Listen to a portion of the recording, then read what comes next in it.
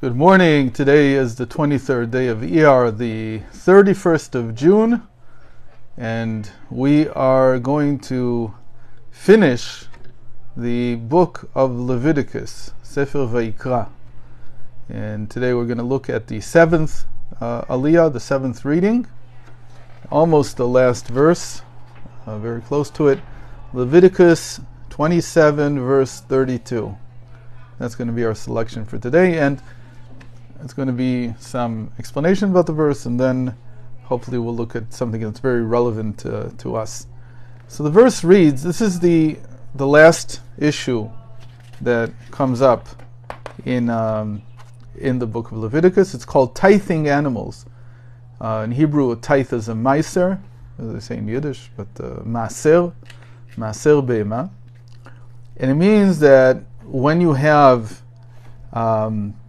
a pen that has animals that have just been born, calves, let's say, or the children of sheep or goats, then you need to take every 10th and it becomes dedicated to the temple. And let's read how this works out. Here in the Vishnevsky edition, I'll read it here. I hope he has all the details. There's quite a bit of details about it. The verse itself is very simple. It just says, all types of cattle or flock, all that pass under the rod, such 10th will be holy to God, consecrated to God. And that's basically the verse. The next verse gives us one more point that we're going to need. You must not select between a good one or a bad one. Meaning, you may not substitute for it. If he does substitute for it, then it and its replacement will be holy. It may not be redeemed. So what is he basically saying? Saying that you have a pen full of these young animals, and then you open the gate. The way they would do this was actually they would take the mothers out and have them call to their young, and then the young would come out, and the gate would be narrow enough so that the animals would exit single file. And as they leave, you mark them with red paint, meaning every 10th you count them 1, 2, 3, 4, 5, 6, 7, 8, 9, 10, and then you paint it red. Now, once you have these tenths, you take them to the temple, and you it's offered like a peace offering, but unlike a peace offering, you do not have to give the priest any of its meat. You and your family and your guests may eat all its meat yourselves, as long as you do so in Jerusalem, in the city of the temple. Furthermore, you must not use these animals before they are sacrificed to do work in your field, nor may you shear them for their wool. Now, there's a problem with this whole system, because when the animals come out, there's nothing that's promising you that the animal that will come out the 10th will be appropriate for bringing as a sacrifice. It's not simple at all. In fact, you could argue that the opposite is what's going to happen. Because how does it work? Again, the mothers are calling the young, and the young come out. So who's the one who comes out first? The strongest. And if you have, usually in a regular pen, there's probably not many more than 10, 20, 30 born every year. So maybe the first one, if you have only 10, so the last one is going to be the weakest. If you have 20, so probably the two last ones are going to be the weakest. If you have 100, probably the last 10 are going to be the weakest, and so on. So there's a good reason to suspect that the animal that's going to come out the 10th, or the 20th, or the 30th, is going to be a weak animal, and it has a chance of being inappropriate for a sacrifice, because it has some blemishes, and it has some defects. And yet the Torah says, you must not select. In other words, you can't doctor the whole process so that the animals that come out on the 10th will be animals that are suitable for consumption as a sacrifice. Now again, this would be in the farmer's interest, because in the end he eats this animal. This is an animal that's brought as a sacrifice but eaten. So why wouldn't he want it to be an animal that can be a sacrifice? If it's not appropriate for a sacrifice, then you have to let it basically die a natural death without ever being able to either use it for your work, if it's an ox, let's say, and you can't shear it for its wool, and you can't use its milk. So basically you've lost an animal. And yet the Torah says you can't choose, you can't distinguish between a good animal and a bad animal. Whatever comes out the 10th is the 10th. And that's a very interesting thing. Why would the Torah say that? On the contrary, it would tell you, look, you need to give a 10th. Gather up your animals, your new animals, the ones that were born this year, and select the ones that are most appropriate, the ones you want to eat. Why would the Torah tell us to do all this? So Rav Ginsburg connects this to a very interesting idea. And he says, the 10th, this idea that the 10th is holy, the 10th is holy to God, we don't learn it from here, but we have it from many other places, that whenever we want to have a quorum of Jews for praying, for doing other mitzvot, we need 10 people. Now, what constitutes a quorum? What if there's 9, and the 10th person is a Jew who is not observant? Can we add him? What if there's 9 people, and there's no 10th adult? There's only one of the children of one of those 9 people. Can you include him in some way?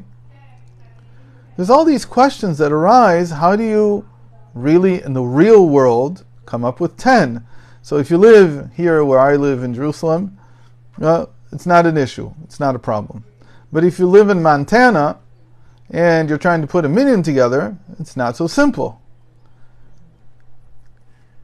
So interestingly, the Talmud writes that there are many, many different options to put together a quorum of 10 without having 10. In fact, one of the far-reaching options is that just the fact that they're in a shul, they're in a synagogue, and they have an ark that has a Torah scroll inside it, that's considered the 10th. That's one of the opinions. This was not ruled in practice, but this is one of the opinions that the Talmud brings. And the Talmud doesn't bring an opinion if it doesn't have some validity to it. So that really needs to be discussed. But again, we have this interesting idea that in the Talmud at least, and according to most of the legalizers, the legal authorities, some of these are applicable in different situations.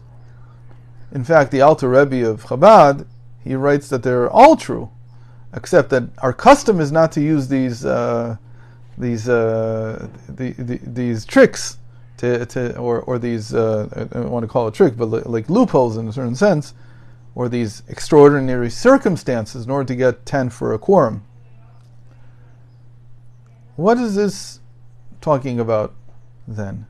That when it comes to deciding that the 10th is holy by animals and tithing the animals, that the 10th is always holy. There's no such situation in which you say, because this animal is not fit, we're not going to designate it the 10th. There's a very big topic in our generation among those who follow the ways of Chassidut. Our generation is the 10th generation from the Baal Shem Tov. How do we count this? The Baal Shem Tov, and then the Magid Mezrich, then the Alter Rebbe, the Midler Rebbe, the Tzemach Tzedek, that's 5. The 6th is the Rebbe Moarash, Reinu Shmuel. The 7th is the Rashab, Rab Shalom Ber. Then the 8th is Yosef Yitzchak, the Rebbe Rayatz, the previous Rebbe of Lubavitch. And the 9th Rebbe was the Lubavitcher Rebbe, Menachem Mendel Schneerson. So we're the 10th generation because he's already passed on. Now, a lot of people don't want to call this the 10th generation. Why?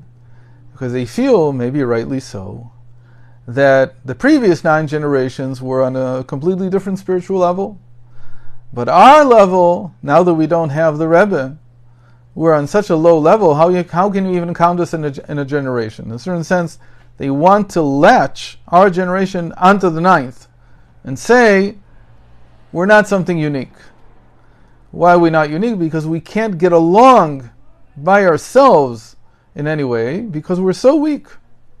So we can't be designated as the 10th generation. But comes Rav Ginsburg and says there's certainly a direction here that the Torah wants the 10th to be holy, regardless of whether it has a blemish or a defect, even if it's not appropriate to take this animal and put it as a sacrifice. We're the same thing. Our generation, be it as weak as it may be, with whatever defects we have, whatever weaknesses we have, we may not be the generation that is appropriate for the Mashiach, the Messiah, to come in our generation, for the Beit HaMikdash, for the temple to be rebuilt in our generation. Maybe that's the way we see ourselves. But the Torah is saying, Ha'asiriya Kodesh LaHashem. The 10th is always holy to God. Lo yevaker ben tov l'ra. It doesn't matter whether it's a good one or a bad one, whether it has defects or doesn't. The 10th is always holy to God. And this is a beautiful idea that even our generation, as weak as it is, as much as a lot of people think that we're the worst generation ever. I talked about on Lag BaOmer that the essence of the inner teachings of Torah is to always see that the world is actually good. But a lot of people have a problem with this. They can't handle it. So it comes the Torah and says the 10th is always holy. There's another very interesting thing, that this phrase will be holy to God. Yeh Kodesh LaHashem. Just these words, Kodesh LaHashem, holy to God, they appear 9 times in the Pentateuch. In fact, our verse, the one that says the 10th will be holy to God, to Havaya, is the 9th time. So one would say, oh, here's another interesting thing, that there's 9 times holy to God, but the 9th time is in the verse that says the 10th will be holy to God. So even though there's only 9, the 10th will also be holy to God. But the interesting thing is, if you continue searching in the Torah, you find that in Parashat Ki Tavo, in Deuteronomy, towards the very end of the Torah, these words appear again, but not with the same pronunciation. There it says, Kodesh LaHashem, instead of, Kadosh LaHashem. Am Kadosh LaHashem, a nation holy to God. It's describing the Jewish people. So there's an interesting thing that we have 9 times it says holy to God, with the meaning of Kodesh LaHashem. And one time, the 10th time, it changes the pronunciation, and it's talking about the Jewish people, and it's saying, Am Kadosh LaHashem, holy to God. It's the same. When you translate it into English, it's exactly the same. But in Hebrew, because it's a noun, an adjective here, that is inflected because of the noun. So when it was talking about the animal, it's Kodesh LaHashem, and when we say about the people, it's Kadosh LaHashem. It's the same word exactly, it's just pronounced differently. So we have the same idea that the 10th is different. It's not exactly the same pronunciation. But not only is it holy to God, also, it's actually talking about the Jewish people. And with this we end the book of Leviticus. I hope you enjoyed these classes, and God willing, next week we'll begin the book of Numbers and continue going through that. So in the meantime, Shabbat Shalom, good Shabbos, and I hope to see you next week. All the best.